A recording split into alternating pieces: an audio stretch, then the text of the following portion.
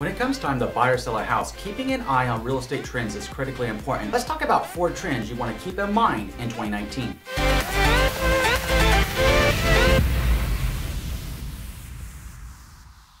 My name is Andrew Finney, and my passion is helping you make sense of real estate. If you need help finding a top agent near you, or if you simply want to drop me a line to say hello, my contact info is below. If you're new here, please go ahead and subscribe to this channel now and like this video. Thank you. Alright my friend, let's take a closer look at the 4 trends that you want to keep in mind as we progress through 2019. The first one is an increase in homes for sale, especially in the luxury market. By now, you're probably already noticing that there's more homes on the market and they're staying on the market longer before selling, yet they're still appreciating over the course of the year. Now, in the luxury market, this may not necessarily be the case. In the more expensive areas of the country, we're going to be seeing a reduction in the value of the homes compared to in other areas of the country where homes are more affordable. Consider what the median income is for a city per capita. When we look at that, we can determine what a housing affordability should be. When we're determining housing affordability, we need to take a close look at that number. If the average price of a home goes beyond what the average buyer can afford in that market, then we know that's a strong indicator, a strong trend suggesting that the price in that area is going to have to drop so that more buyers can be able to afford the home. We're going to be seeing this predominantly in the luxury markets on the coast, and it's something to know about as we move forward through 2019. Homes will be on the market for a little bit longer, and it's still going to be favoring sellers, so we need to be mindful of that as we move forward. Now, a lot of buyers are going to find this very, very helpful, obviously having more options and more opportunity to buy different homes as opposed to being in the bidding wars that we've seen over the past several years. Sellers, on the other hand, are probably going to be looking at this, scratching their head, and I heard the stories of 2017, 2018, homes were on the market for a day, they had 25 offers, they were getting overpriced offers.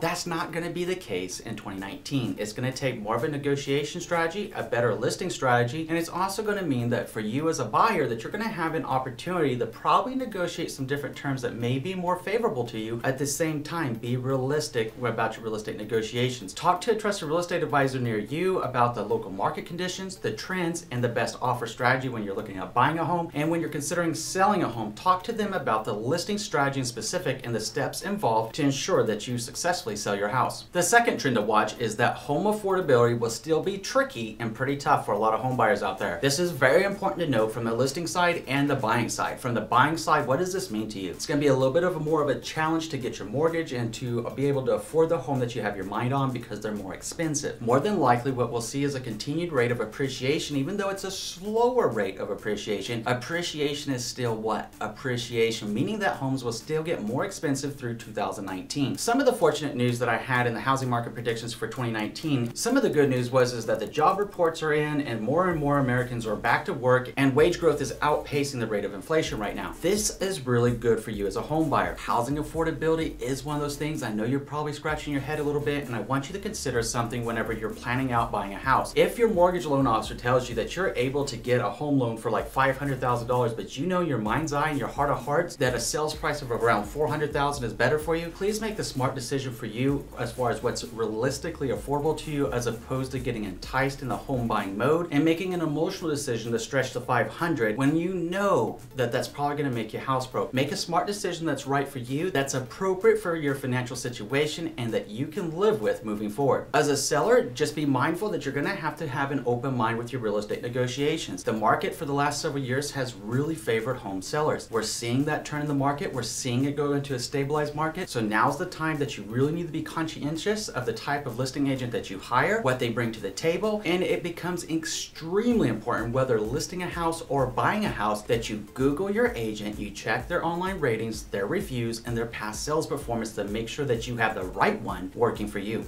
The third trend is that the millennials will continue dominating the housing market. Now, it wasn't so long ago that millennials were like the new kid on the block. They were coming into force and coming of age to buy a home. The average age of a first-time home buyer in 2018 was 32 years old, so we were waiting for millennials to kind of get to that age range that most of them buy a home. What's interesting here is that we have one of the largest segments of millennials turning the age of 30 this year. So what this means is that we're probably going to see the millennials continue to dominate the housing market for at least the next decade as more than buy homes. Pretty interesting though is that your older set of millennials may have already owned a home and now are considering buying their new home so that they have the equity to be able to purchase the home that they might really want as their second home at this point. Now the younger set of millennials may just now be getting into home buying mode. What's really interesting about millennials is that they are extremely savvy. They're watching videos like this one. They're learning how to buy a home. They're learning how to make the right financial moves. After all, a lot of them do have student loan debts to contend with, so they have to make smart financial moves that are best for them moving forward. It's pretty interesting to note that when you look at the rate of mortgage applications by percentages of generations that purchase their homes, 45% of all mortgage loans right now are currently in the hands of millennials, as compared to 17% mortgage origination for baby boomers and 37% for us Generation Xers. So we see that the millennials are dominating the market. They're going to continue dominating the market, and it's important to know what's most important to them. With 70% of millennials owning a house under 2,000 square feet, we can already see what kind of trend line we're looking at for the size and type of home they're looking at. This is because they do have the student loans that they have to pay off, and they also, in many cases, value experiences like going on a vacation, traveling to a foreign country. So they want to reserve the funds that they have to enjoy life and have good work-life balance while owning a home. Their biggest desire is to own a home as part of the American dream, but not be house broke. The fourth trend is that the tax laws are still the wild card and what we just don't know what's going to happen yet. The GOP was batting around some different ideas for revisions to the tax code last year, and we know that going into this year, we really won't see or feel that effect until after tax season. So it's going to be interesting to see exactly how this plays out for most of us. One of the biggest proposed changes are to what's called the standard deduction for mortgage interest. So let's talk about how this plays out for you. If you're purchasing a home in line with, let's say, $400,000 or less, this probably isn't going to be too big of a deal for you because you're still going to be covered. Now, in those more expensive states where we see higher priced real estate, upwards of $500,000, $600,000, $700,000, $1 million or more, this becomes kind of an issue. So what does that mean to that market segment across the country? If you're in the higher end market segment and you're a seller, just know that